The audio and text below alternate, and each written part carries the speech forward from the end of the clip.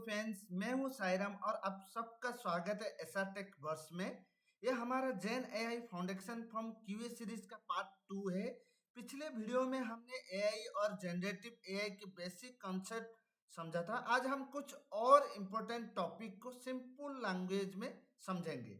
इस वीडियो में हम कवर करेंगे डिटर्मिनिस्टिक वेस non deterministic output, why AI testing is different from normal testing, role of QA in Gen AI application, common Gen AI application and last में समझेंगे QA focus. अगर आप QA engineer, software tester या fresher हो, AI testing सीखना चाहते हो तो ये वीडियो आपके लिए बहुत यूजफुल है। तो बिना किसी डिले के चलिए शुरू करते हैं हमारा सबसे पहला टॉपिक, डिटर्मिनिस्टिक वेस नॉन डिटर्मिनिस्टिक आउटपुट। तो चलिए सबसे पहले हम देखेंगे डिटर्मिनिस्टिक आउटपुट। डिटर्मिनिस्टिक आउटपुट का मतलब है कि सेम इनपुट देने पर हमेशा सेम आउटपुट मिलेगा। जैसे कि 2 + 2 = 4, कितने भी बार कैलकुलेट करो आंसर हमेशा 4 ही आना चाहिए। इसके बाद हम देखेंगे non deterministic output. Non deterministic output का मतलब है कि सेम इनपुट देने पर हर बार आउटपुट अलग हो सकता है। जैसे कि अगर आप चैट जीपीटी से पूछते हो राइट ए बर्थडे मैसेज, तो हर बार अलग स्टाइल और वर्डिंग में मैसेज मिल सकता है, लेकिन मीनिंग सेम रहेगा। डिटर्मिनिस्टिक सिस्टम हमेशा सेम रिजल्ट देता है, जबकि नॉन डिटर्मिनिस्टिक सिस्टम एक ही इनपुट पर अलग अलग वैलिड रिजल्ट दे सकता है। अब हम जानेंगे why AI testing is different from normal testing. सबसे पहले हम जानेंगे नॉर्मल टेस्टिंग के बारे में। नॉर्मल टेस्टिंग में सॉफ्टवेयर फिक्स्ड रूल्स और प्री डिफाइंड लॉजिक के हिसाब से काम करता है, इसलिए सेम इनपुट देने पर हमेशा सेम आउटपुट मिलता है। जैसे कि 2 + 2 = 4 हमेशा सेम रिजल्ट देता है। इसके बाद हम देखेंगे एआई टेस्टिंग। एआई टेस्टिंग में एआई मॉड्यूल डेटा से सीखता है और सेम इनपुट पर भी अलग अलग वैलिड आंसर दे सकता है, इसीलिए एआई को टेस्ट करना नॉर्मल सॉफ्टवेयर से अलग होती है। चलिए इसके स्मॉल एग्जांपल देखते हैं। अगर चैट जीपीटी से पूछते हो राइट ए मोटिवेशनल क्वाइट, तो हर बार नया और डिफरेंट क्वाइट मिल सकता है।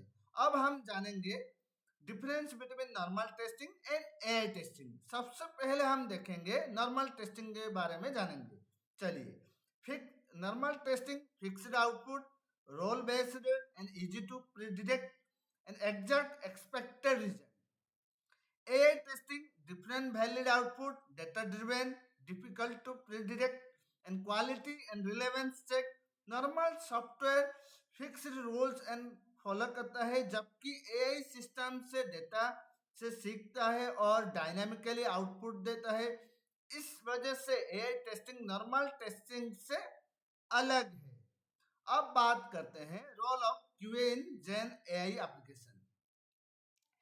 QA क्वालिटी एश्योरेंस के रोल जेन एआई एप्लीकेशन के क्वालिटी, एक्यूरेसी और रिलायबिलिटी को इंश्योर करना होता है। QA इंजीनियर चेक करता है कि एआई मॉड्यूल सही, यूजफुल और सेफ रिस्पॉन्स दे रहा है या नहीं। चलिए अब इसके हम रेस्पॉन्सिबिलिटी देखते हैं QA का। Test AI response for accuracy, check incorrect और misleading answers, verify response consistency, test different user prompt, identify and harmful content, report defect and improve quality। अगर यूजर पूछता है व्हाट इज आर्टिफिशियल इंटेलिजेंस, तो QA verify करेगा कि AI का answer सही, complete और इजी टू अंडरस्टैंड है या नहीं। जेन एआई में क्यूए का रोल एआई एप्लीकेशन के क्वालिटी, एक्यूरेसी एंड कंसिस्टेंसी और यूजर एक्सपीरियंस को इंश्योर करना होता है। अब हम बात करेंगे कॉमन जनरेटिव एआई एप्लीकेशंस। सबसे पहले हम देखेंगे चैटबॉट। चैटबॉट एक एआई एप्लीकेशन है जो यूजर के क्वेश्चंस के ऑटोमेटिक आंसर देता है और ह्यूमन वुमेन जैसे कन्वर्जन करता है। चलिए इसके एग्जांपल देखते हैं, chat GPT, customer support and chatbot. इसके बाद हम जानेंगे डॉक्यूमेंट क्यूए। इस एप्लीकेशन में यूजर किस डॉक्यूमेंट के बारे में क्वेश्चन पूछता है और एआई उस डॉक्यूमेंट से आंसर निकाल कर देता है, जैसे कि पीडीएफ या कंपनी पॉलिसी डॉक्यूमेंट से आंसर देना। अब हम बात करेंगे एआई असिस्टेंट के बारे में। एआई असिस्टेंट यूजर के डेली टास्क में हेल्प करता है, जैसे ईमेल लिखना, मीटिंग समराइज करना और कंटेंट क्रिएट करना, जैसे कि ChatGPT, Gemini and Microsoft Copilot. अब हम बात करेंगे resume parser. Resume parser AI के मदद से रेज्यूम को रीड करता है और कैंडिडेट की स्किल्स, एक्सपीरियंस और एजुकेशन को ऑटोमेटिकली एक्सट्रैक्ट करता है, जैसे कि HR रिक्वायरमेंट सिस्टम। इसके बाद हम देखेंगे ticket classification. AI support ticket को ऑटोमेटिकली कैटेगरी में डिवाइड करता है, जैसे लॉगिन इशू, पेमेंट इशू या टेक्निकल इशू। इसके स्मॉल एग्जांपल देखते हैं, जैसे कि कस्टमर सपोर्ट टिकटिंग सिस्टम। अब हम बात करेंगे रिकमेंडेशन एजेंट। एआई यूजर के प्रेफरेंस और हिस्ट्री के बेसिक पर प्रोडक्ट, मूवी या कोर्स रिकमेंडेड करता है, जैसे कि Amazon product recommendation and Netflix movie suggestion. अब हम बात करेंगे कस्टमर सपोर्ट एजेंट के बारे में। एआई कस्टमर के क्वेश्चन के इंस्टेंट आंसर देता है और कॉमन प्रॉब्लम्स को ऑटोमेटिकली सॉल्व करता है, जैसे बैंकिंग और ई कॉमर्स सपोर्ट बोर्ड।